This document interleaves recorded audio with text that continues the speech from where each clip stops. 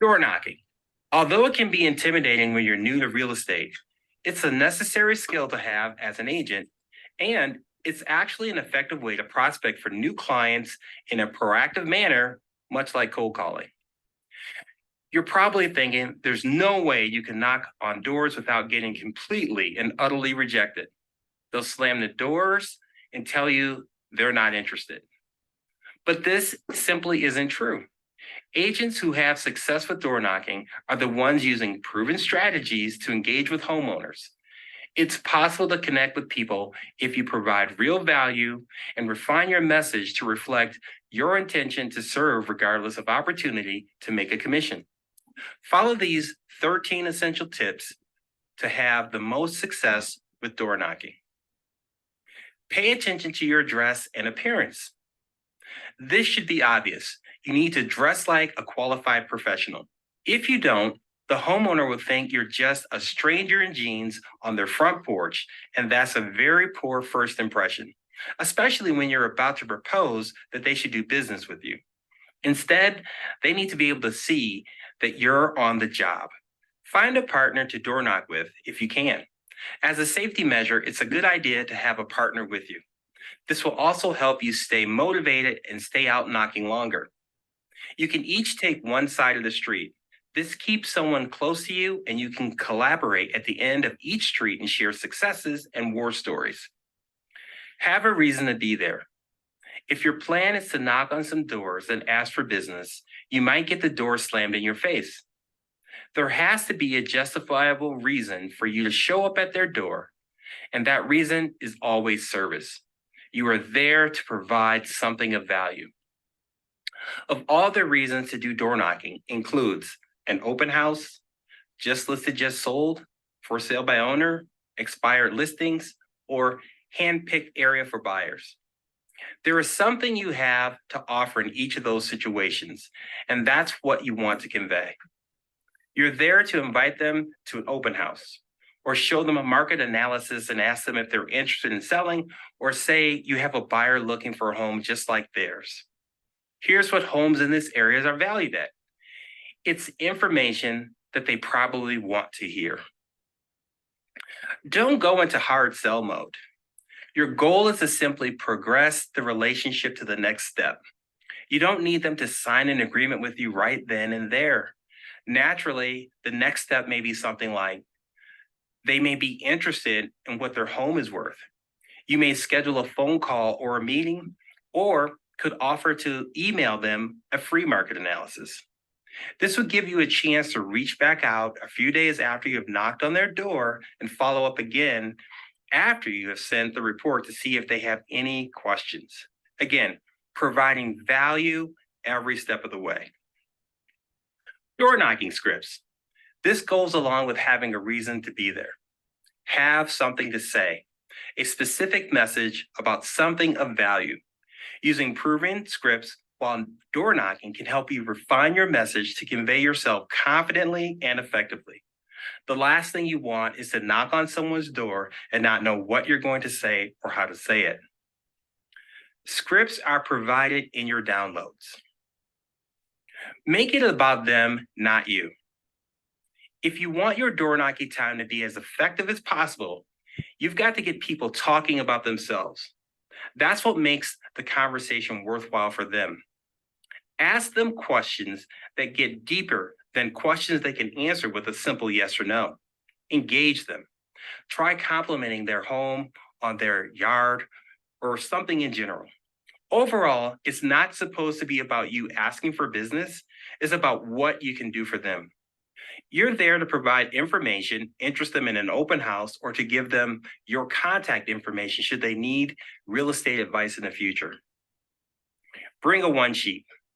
Whether you're out door knocking for an open house, you're prospecting for sellers to match with your buyers, it's a good idea to bring a one sheet with neighborhood stats.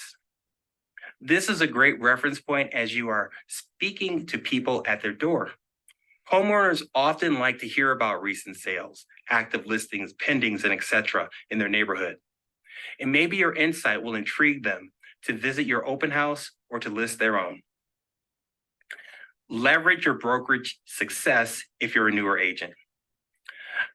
A newer agent may not have a track record of transactions or a reputation or service to boast about yet. Still, it's a good idea to reference your qualifications, and new agents can still do this by leveraging their brokerage's success and sales stats. You can also use marketing pieces or general sales stats that your company has put together so you don't have to create your own. Leave behinds. If the homeowner doesn't answer the door, leave a touch anyway. Leave behinds like door hangers, open house flyers, a letter about buyers looking for the homes in the neighborhood, your business card, and so on are great ways to open the dialogue between you and the homeowner that didn't answer. Allow yourself to fail. The truth is, yes, you will get rejected. You will meet people who are not interested. This is not a problem. Think of door knocking as a game of probability. The more you do it, the more objections you'll get. But you'll also make more connections and gain more clients as you continue. Time of day. The best time of day to do door knocking depends on when people are home. Typically, the morning hours of 9 to 11:30 a.m. works, and in the evening from 4 p.m. till dusk are the best time during the weeks to door knock. And on the weekends, the best time is Saturday from 10 a.m. to 5. Avoid burnout. Don't try to knock on too many doors in one day.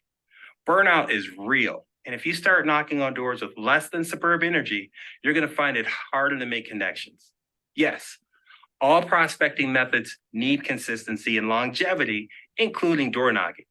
But 1 to 2 hours per day is the most an agent should spend door knocking, cold calling, etc.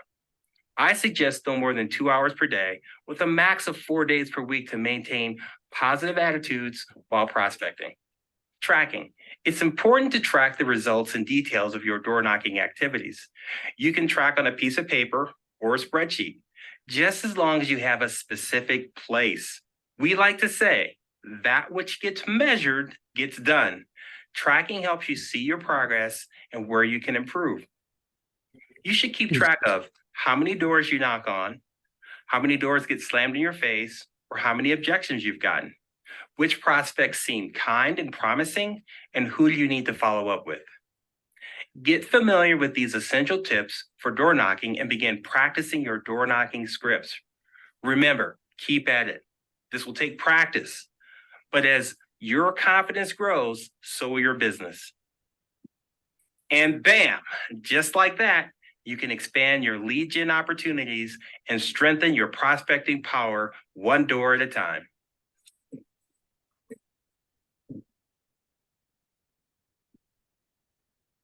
Right, bam, just like that. You're gonna be door knocking all the neighborhoods. And the cool thing about door knocking is that the price is only a number. So you can pick whichever neighborhood you want.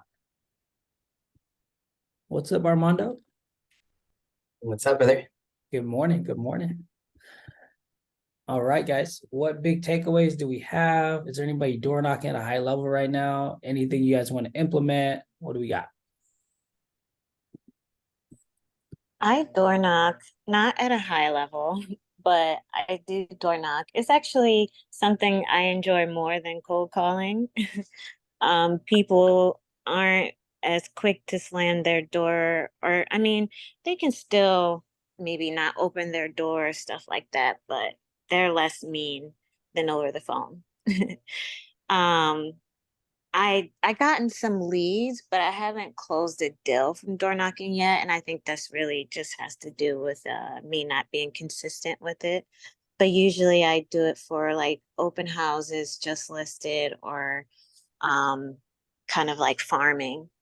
And there was definitely some good tips. I don't really track. Like I would track a little bit, but I could make more notes about um people who were nice and that maybe I can stay in contact with, even though I don't think I could help them now or later, but they were nice. And so it's like keep a note about that. Um and then what else? Oh, avoiding burnout is definitely a big thing. Like the max I would do is 2 hours. And The one thing I don't like about door knocking is like you could do it for 2 hours, and depending on the neighborhood, you might not reach a lot of homes. So that's the only thing. But yeah, you want to wear comfortable clothes, but still a little bit professional. Love that. Who else has anything to share about door knocking or something that they're gonna use? I see Hector said that he's gonna try some postcards and door knock this weekend. I don't know, Hector, were you on the class yesterday, bro? For content creator? No, actually, I missed it yesterday. Did But you I'm guys, gonna look. I'm gonna look. you gotta watch the Look replay. over. Yeah, definitely. Because he basically talks about digital door knocking. I know Christine was on the class yesterday, and that was super powerful because you can digital door knock so many people at once and way faster. Yeah, definitely. I would include that. Mhm. I think for me, like the biggest thing for me that's holding me back from like digital door knocking is like not knowing the market yet and not really knowing that much to say in the videos. Mhm. Well, watch the video from yesterday on YouTube and then speak to your lender, bro. Like, go to your monthly classes, or there's weekly classes with EXP, and then there's monthly classes for like the market, right? Or just talk to a lender. Lenders are very well, like, I feel like lenders are really good at understanding the numbers and the market. Oh, actually, Leo does a market update every single week on Mondays. So that'd probably be the best way to start learning the market. And just copy what he says. And maybe find a partner who wants to learn how to, or somebody who already knows how to describe the market, and just go back and forth with them and ask them to, maybe you guys can practice that specific dialogue. Like, if you want to talk about days on market, inventory, volume sold last week, or, just practice that dialogue. Maybe with like 5 or 10 friends, say, hey, I want to practice my dialogue on presenting the market stats. Can you help me? And a lot of your friends will.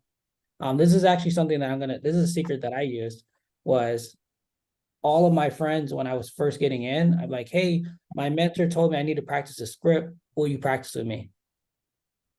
And all my friends were like, yeah.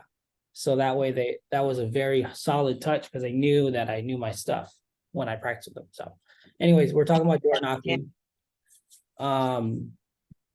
For me personally, I've used door knocking at a high level when I would do open houses, and I would typically convert 2-3 people every single time. Especially if I got them to come to my open house, because I call it a pick your neighbor event. And I would ask them, hey, are you guys aware there's gonna be a pick your neighbor event going on today at 5 or tomorrow at 3, like whatever time it was. And I'd use that script. They're like, oh no, what's that? Well, yeah, it's a pick your neighbor event. It's in the form of an open house. So we're actually talking to the neighbors first, because we know usually neighbors, they want to be able to get first dibs on who's going to be moving to the neighborhood. So we thought we'd reach out, see if you had any friends, family members consider moving in. So that's something that I would use myself. Just to piggyback off of that, I love that. I actually use that same tactic, Richard. So every time I have an open house, my spiel is like, wouldn't it be nice if you could pick your neighbor? So today, I don't say it's called the event, maybe I'll add that, but that's pretty powerful. For door knocking though, guys, although the digital door knocking is great, I'm sure I have to watch the replay. I wasn't there yesterday, but typically these are the type of people that when you're door knocking, you're gonna be able to be in front of like the older people that aren't necessarily on the internet, right? Like the baby boomers, the empty nesters, the people that really don't know social media. Like this is your opportunity to engage into that clientele. So something that you can, if you're in California, Proposition 6090 is where they can take their taxes with them to their next home as long as it's of equal value or less. And then they would just pay the tax difference on the other percentage. But don't sleep on the opportunity to door knock. I mean, it's definitely a great Then he said door knock. So yeah, so don't sleep on that opportunity. I think a good takeaway for me is when I have door knocked in the past, and something I try to cram it all into one day, like, oh, I'm gonna hit this neighborhood, I'm gonna hit 200 doors, and by the end of it I like hate my life and I'm like, screw door knocking, I'm never doing this again. So I think now I'm probably gonna set it up to be in incrementals, because transparency, you know, I am an implant here in LA, and I really never figured out where I wanted to farm and where I wanted to continue to invest my money in, because door knocking is a long game. So when you pick a farm to door knock, make sure that it's a farm that